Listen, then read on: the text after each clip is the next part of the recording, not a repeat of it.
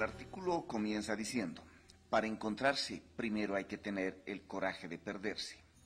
Este graffiti, trazado a la rápida en una calle de la ciudad de La Paz, expresa en gran parte las subjetividades que están brotando en el tejido organizativo urbano y que hoy podemos denominar alternativo en y sobre las ciudades en América Latina o el Avia Yala.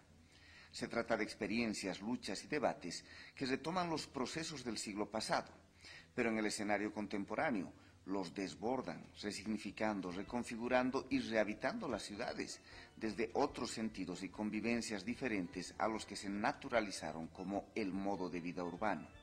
el de la aceleración de la vida y el sobreconsumo en el horizonte del progreso y desarrollo modernista capitalista, que convive profundamente enraizado en su carácter colonial, patriarcal y señorial, que marcó el nacimiento de nuestras principales ciudades durante la colonia y que hasta hoy siguen siendo pilares claves de sus características. Esa noción de ciudad se posicionó como el destino único e inevitable para tener un modo de vida urbano junto a un imaginario que de allí, en esa ciudad dominante, está el territorio del éxito, de la civilización y del progreso. El campo y la vida rural, indígena, es para esa noción el sinónimo del atraso y el fracaso, de la ignorancia y de lo que hay que dejar. Las alternativas que van brotando a esa noción dominante de la ciudad se alimentan de las luchas del siglo XX por la igualdad, signadas por nociones como la inclusión, el acceso o los derechos a esa ciudad existente, pero que fue negada, salvo en sus contornos de marginalidad y precariedad, a la mayoría de los pobres. Pero hoy, muchas de esas alternativas que van brotando no se quedan ahí, se dejan perder de ese modo de vida urbano, que se naturalizó como el destino inevitable y único de vivir en la ciudad, y desbordan el mismo para buscar reencontrarse en las prácticas, convivencias y experiencias que también habitan la ciudad, pero desde otros horizontes políticos, culturales y civilizatorios, y que cuestionan a la ciudad dominante para habitarla de otras maneras, ya existentes en los cotidianos, pero todavía subordinadas, invisibilizadas y arrinconadas, pero cada vez más capaces de disputar los sentidos y los modos de convivir las ciudades.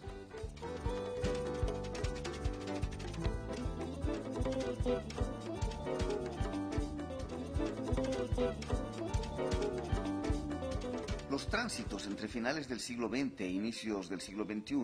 nos han colocado un escenario en el que emerge un debate sobre los límites del modelo civilizatorio del desarrollo moderno occidental,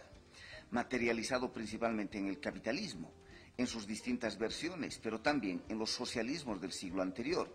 y cada vez más en los de este siglo, que no pueden salir de ese horizonte del desarrollismo a partir del extractivismo y la primarización de nuestras economías. Podríamos señalar que como nunca en la historia de América Latina o de la Vía Yala, las crisis que vivimos en nuestros países juntaron simultáneamente varias dimensiones que con diversas intensidades y formas complejas en cada país, especialmente en aquellos en los que emergieron gobiernos de cambio como en Venezuela, Bolivia y Ecuador, dieron una característica peculiar en nuestra historia al momento político que vivimos. Junto a la crisis cíclica del sistema político y del modelo estatal, especialmente expresado en su modelo de economía neoliberal, el fin del siglo XX nos significó el surgimiento de al menos otras dos crisis más profundas de sentido. La primera, la crisis del Estado colonial, que más allá de nuestras independencias se mantuvo como una forma monocultural, de destino y sentido único, de organizar nuestros países y también las ciudades, y eso significaba que nuestra historia se edificó a costa de las grandes mayorías que aportaban la diversidad y pluralidad, pueblos indígenas y de origen afro principalmente, pero también mujeres y jóvenes, y en beneficio de élites pequeñas, señoriales, que imitaban el sentido civilizatorio mundializado del desarrollo modernista occidental, centralmente capitalista, como el destino único del mundo. Pero no solo se puso en cuestionamiento el carácter colonial de nuestros países, sino también ese horizonte civilizatorio dominante en el mundo, incluso en los países, entre comillas, desarrollados, en esa lógica dominante,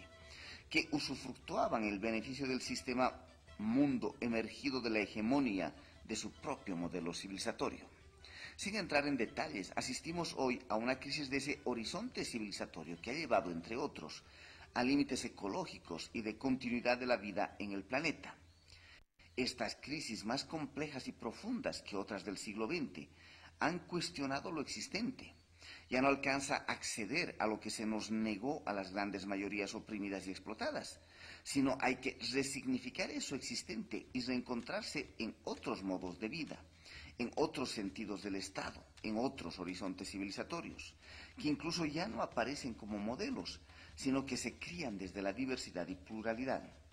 Al cuestionarse el todo, también se cuestiona lo que se naturalizó como modo de vida urbano y como sentido de ciudad. Al menos brotan las necesidades de perderse para encontrarse de otras maneras.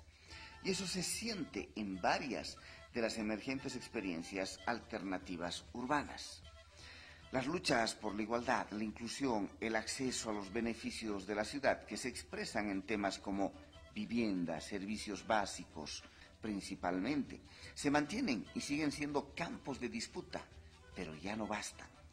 Los nuevos sentidos del debate sobre la ciudad y sus modos de vida se han planteado nuevos horizontes de significación, como la diversidad y pluralidad de ciudades, de experiencias urbanas, de sujetos, de culturas, de economías, de territorialidades, de nociones sobre infraestructura, de maneras de habitar y convivir que hay en ellas.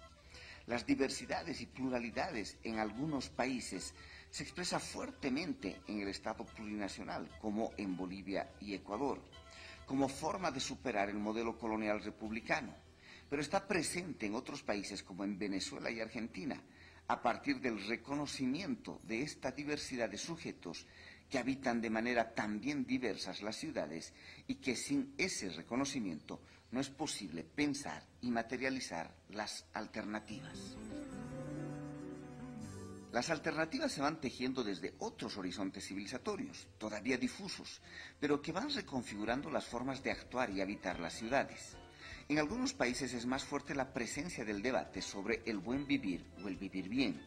En otros el debate es más desde tendencias de críticas al desarrollo o desde el postdesarrollo. En otros es la crítica feminista a lo patriarcal, que ha contribuido a repensar nuestros modos de vida y la civilización dominante. O desde otros caminos que incluyen planteamientos de otras modernidades, emergen críticas a lo existente y sus sentidos. Eso atraviesa el debate sobre las ciudades y reconfigura las maneras de las alternativas y del cómo habitar las mismas.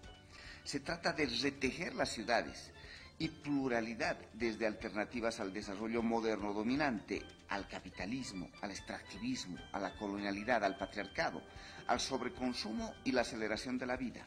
a los modos señoriales de nuestras vidas que son los dominantes en nuestros países y en las ciudades. Se asume crecientemente que no es posible, sin embargo, pensar estos nuevos horizontes alternativos si no desmontamos mucho de lo que se ha naturalizado como lo propio del urbano, de la vida y de nuestros estados. Ahí brotan vigorosos debates sobre los procesos de descolonización, despatriarcalización y deconstrucción de una vida mercantilizada y sobreconsumista. Por tanto, hoy las experiencias alternativas urbanas no solo ponen énfasis en los destinos, en los discursos, en los proyectos, sino también en los cómo, en las estrategias, en las convivencias, en la vida cotidiana articulada con el tejido organizativo y comunitario y con las políticas públicas y el Estado. Ya no solo se demanda para exigir derechos, sino que se busca gestionar lo público sin que el Estado pierda sus obligaciones, sino que las descentre corresponsablemente hacia ese tejido autónomo y ese tejido ejerza sus propias prácticas, como las políticas de convivencia que ya no son monopolio estatal. La política se renueva como redistribución del poder y otra noción de lo público, frente al reduccionismo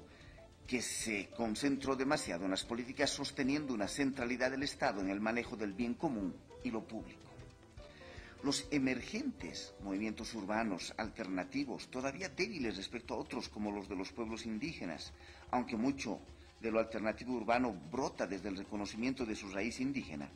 al replantearse temas como lo público y los bienes comunes, también ha cuestionado la lógica colonial que separa y enfrenta la ciudad con lo rural, para repensar y reconfigurar sus continuidades y sus reciprocidades contemporáneas.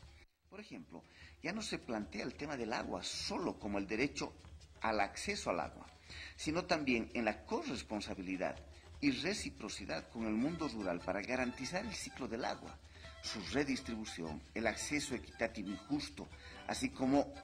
las devoluciones urbanas en reciprocidad de lo que se recibe del área rural.